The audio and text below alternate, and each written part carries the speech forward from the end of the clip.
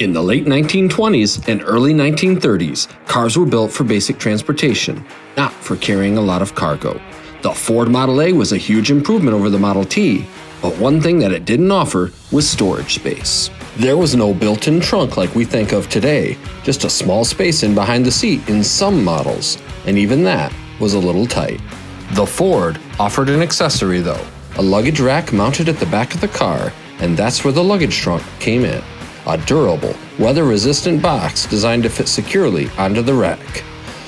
Luggage trunks were often made of wood, metal, or leather-covered fiberboard, and they gave travelers much-needed extra space for anything that they might want to carry along with them. Today, we're bringing function and flair together with a classic touch by building a vintage-style luggage trunk from scratch, just like they used to, but with a few creative touches of our own. So grab your tools, roll up your sleeves, and let's get to work.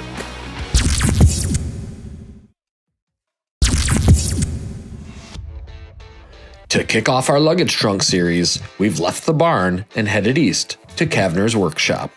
For this special project, we brought in a couple of our woodworking friends, Pat and Al, to lend their expertise and give us a hand. In today's episode, we're going to begin the luggage trunk series by building the wooden box, and we'll be getting started today with the top.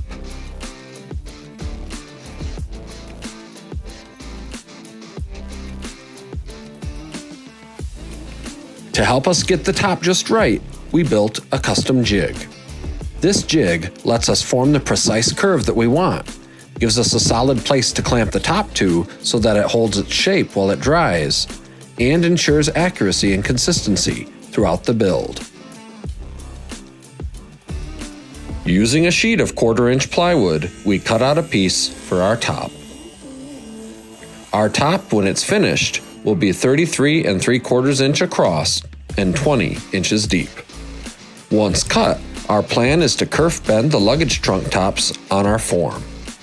Kerf bending uses shallow, parallel, closely spaced cuts made into the back of the wood to help it more easily bend around a form.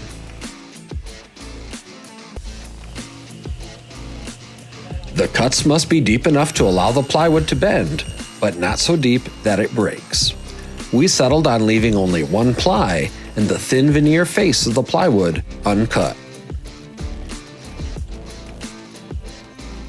The cuts must also be made perpendicular to the grain, as wood is very brittle along the grain. All told, we ended up making 10 1/8 inch cuts along which we'll bend our curve, spaced out with a 1/2 inch between them, with the cuts starting at the 2 3/16 inch mark and ending at the 6 1/4 inch mark on the front edge of our plywood top. Should be the final one. Should be the final block.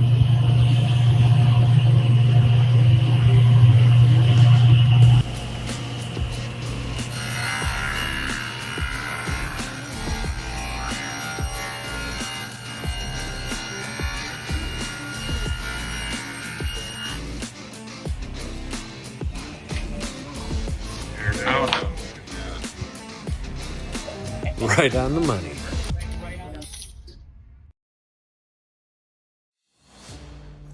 With our cuts made, it was time to soak the plywood above the kerf cuts.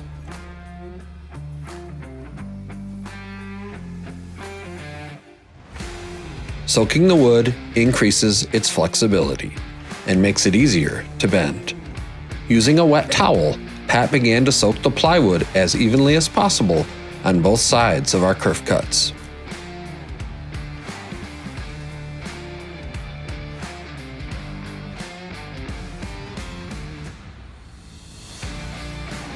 Once good and soaked, we set the plywood top onto our jig, clamped down the front, and carefully began to bend it over the form.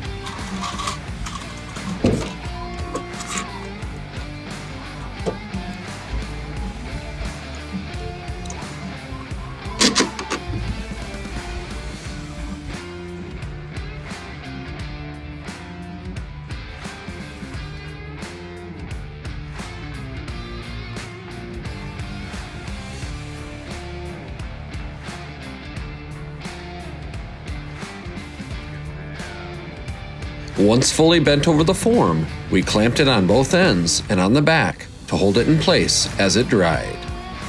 Okay, Jed, clamp it.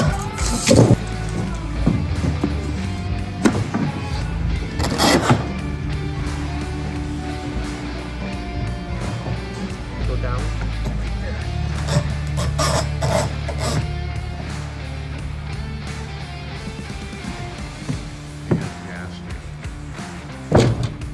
So now we have to glue it.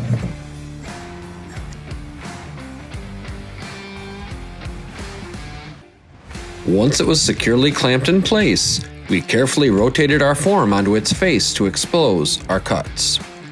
Gluing in kerf cuts provides a strong and flexible bond. The glue helps hold the kerfed edges together, creating a rigid and durable curved shape. We used a strong gap-filling polyurethane glue, which expands when it comes into contact with water, filling the gaps and creating a strong, waterproof bond.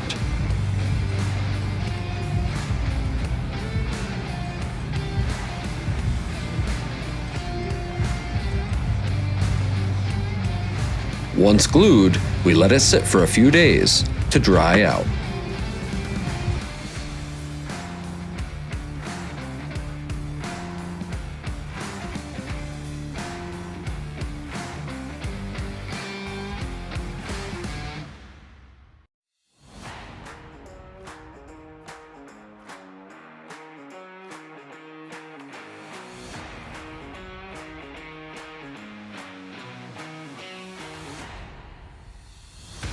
When we returned to our project a few days later, the plywood top was all dried out and we were ready to cut and assemble the rest of our trunk.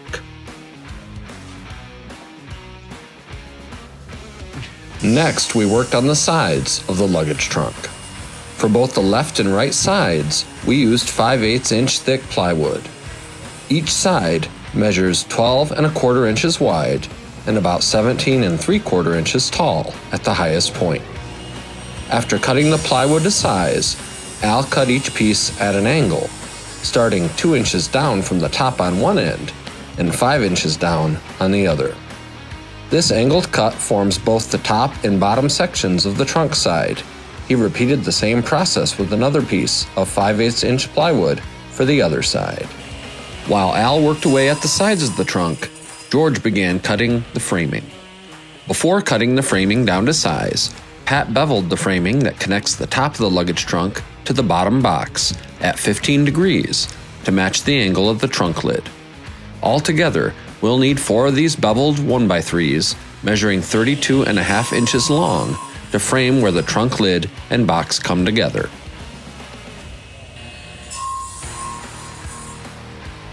Once the beveled framing was all cut, George cut 2 standard pieces of 1x3 framing 32½ inches long to frame the bottom of the box. As George and Al worked away at their parts, Pat worked to curve the sides of the trunk lid. Using a bandsaw, Pat drew and cut a circular 2½ inch radius on both side pieces, and then carefully sanded them to smooth out any rough spots.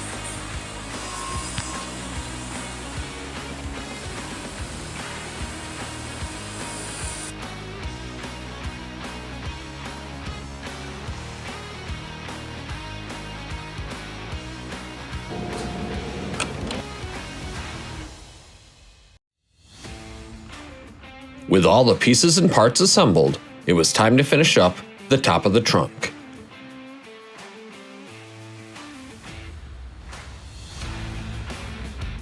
Before gluing anything down, we fitted each side of the top, as well as a piece of our beveled framing, to the front section of the lid.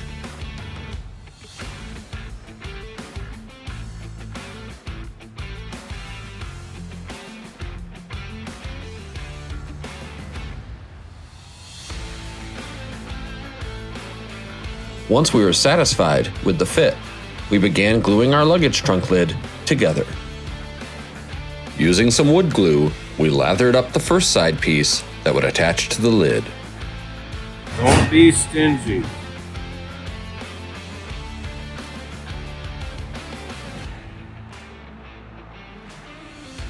Applying firm pressure against the top, we lined up the plywood side perfectly and wiped away any excess glue that seeped out of the gaps. Next, using a few short brads and a brad nailer, Pat further solidified the first side.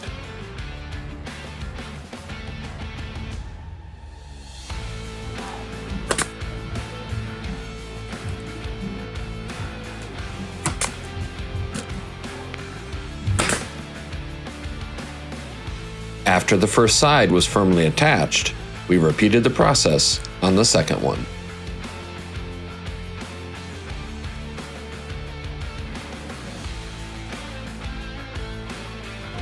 Further down that way, we can put pressure. There we go. There.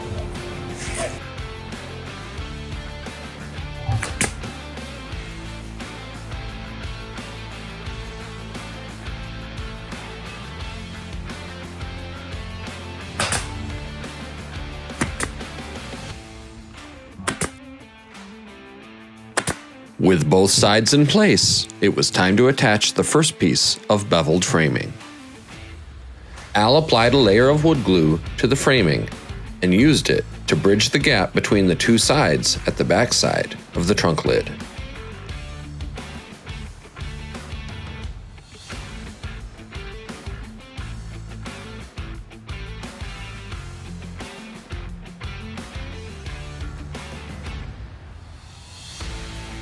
Then, he drilled out 2 pilot holes on each side and added 2 screws to hold the framing in place. Next up, we attached the second beveled piece of framing behind the leading edge of the trunk lid. Just like before, we glued the side that attaches to the trunk lid, drilled out 2 pilot holes on each side, and attached 2 screws to hold the piece of framing in place.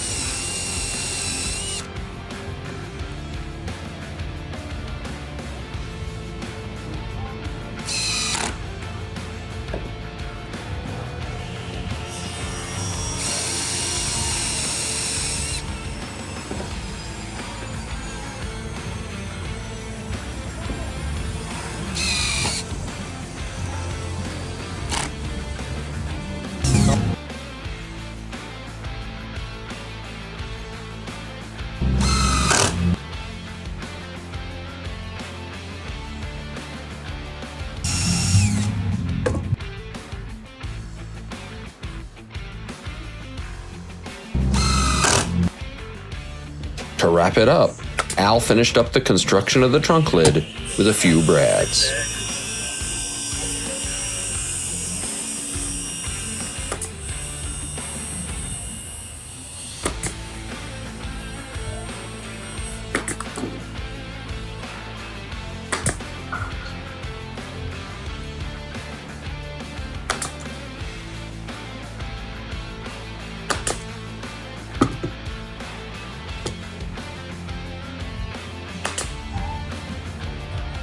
Finally, we took the trunk lid over to the table saw and cut off the excess material, leaving the back edge clean and flush with the framing.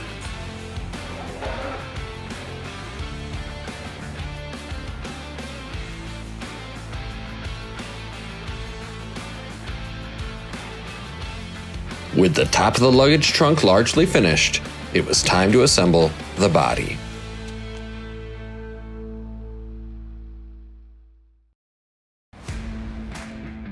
The bottom of the trunk measures 12 1/4 by 32 1/2 inches and will fit inside the 4 walls of the trunk body. And just like the 2 sides, it's made of 5/8 inch thick plywood. We'll begin by attaching the 2 side pieces to the outside edges of the baseboard of the trunk. Aligning both sides of the trunk body to the baseboard with clamps, we applied a little wood glue to the joining lip of each side and pressed them into place.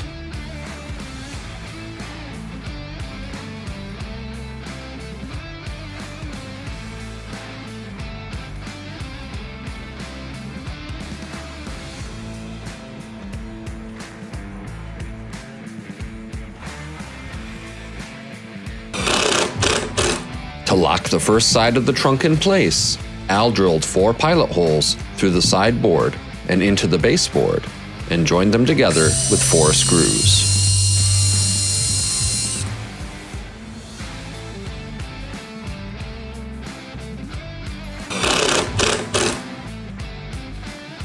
Once that side was secure, he moved to the other side and repeated the process there as well.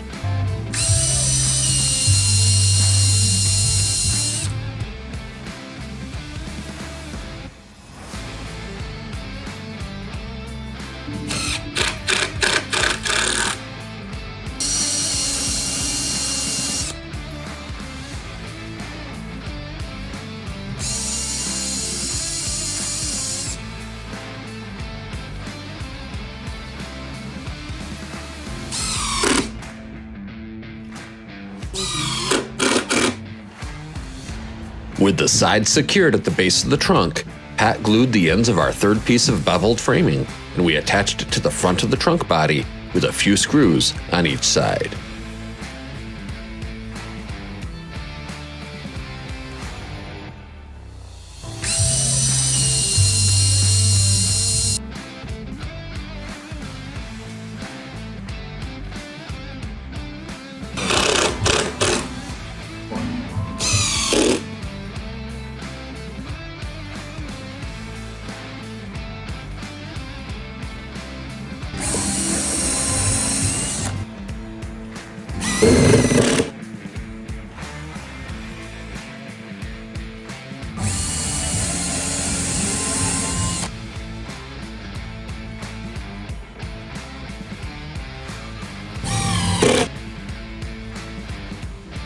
Moving to the back of the trunk, we applied wood glue to both ends of our fourth beveled piece of framing, and Pat and George held it in place as Al secured both ends of the framing with 2 screws apiece.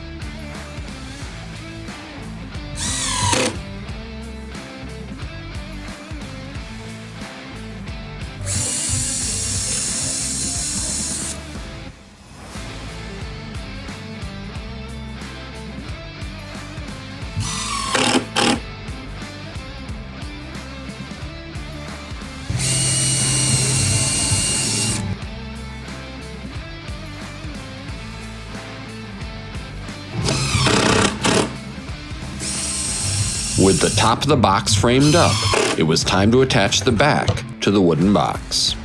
The back is made of 1/4-inch thick plywood, just like the lid, and is cut to 33 3/4 inches wide by 17 3/4 inches tall. Al kicked off the back section by applying wood glue to the back edge of the trunk box. Then George fit the plywood backboard to the framing. Once we were happy with its placement, Pat used the brad nailer to secure the plywood backboard to the box.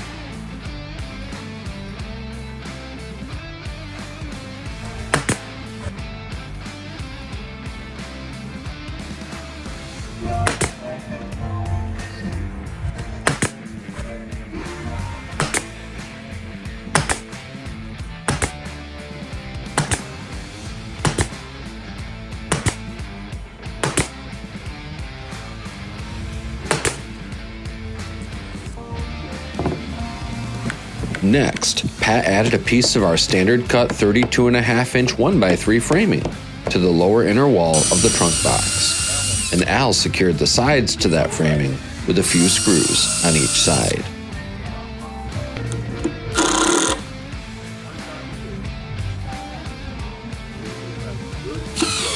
Yeah, you always have one job.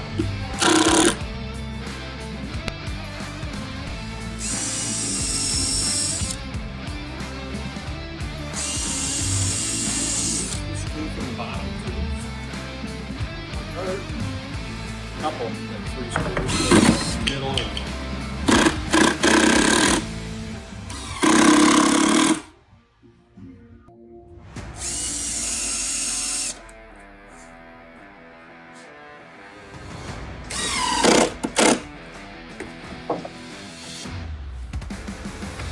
From there, we moved to the front of the box. Using our last standard cut 32.5-inch 1x3 piece of framing, we drilled pilot holes then attached it at both the right and left sides to the lower leading edge of the box.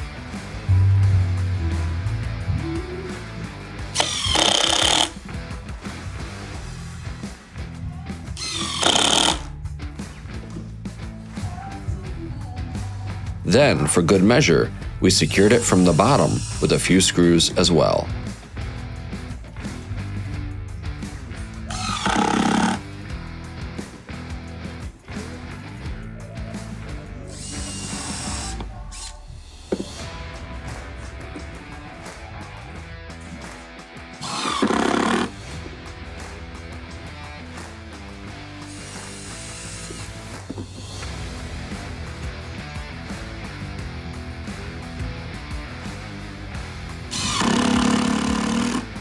With all our framing in place, it was finally time to add the front piece of plywood to the luggage box. Just like before, we began with wood glue. The front of the box is a 1/4 inch thick piece of plywood that measures 33 3/4 inches long and 13 inches wide.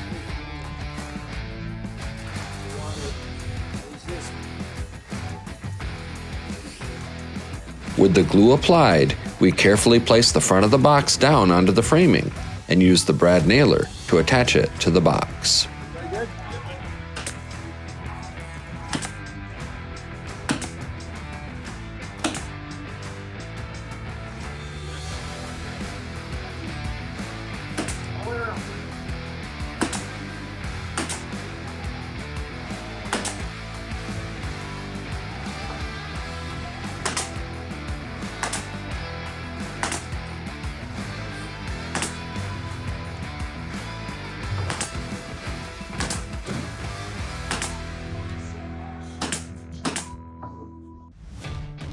With the front of the box nearly secured, we added a few more screws underneath along the front bottom edge.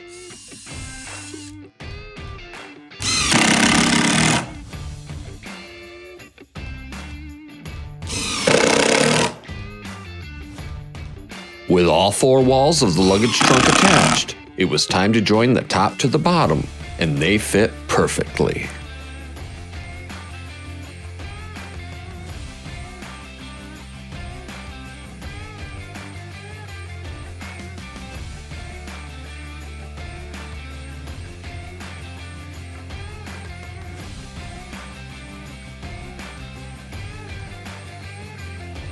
The last piece we had left to add was a small section of trim to the back of the top of the trunk. Using the table saw, Pat made our final cut of the day, a 33 3/4 by 2 inch strip of 1/4 inch plywood. Adding a layer of wood glue to the surface of the plywood strip, we pressed it up and into place on the trunk lid.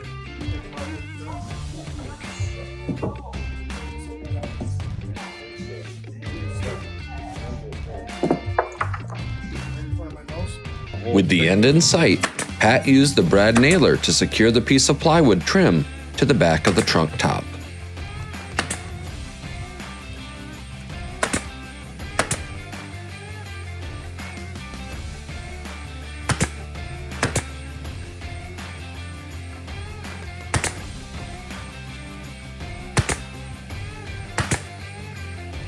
And with that, the luggage trunk box was complete.